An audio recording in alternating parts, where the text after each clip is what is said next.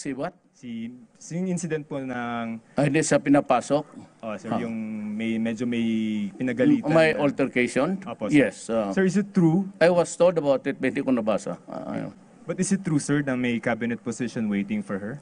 No, she helped me during the last election. Prangka-prangka ako. Well, her behavior, let the public judge it. Okay. Ako, tumulong siya.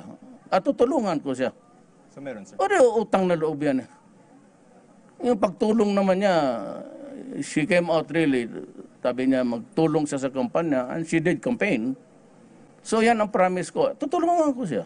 If she would ask for a work, I'll give her the work. And it's not erased just because she was shouting there. That's your business. Okay.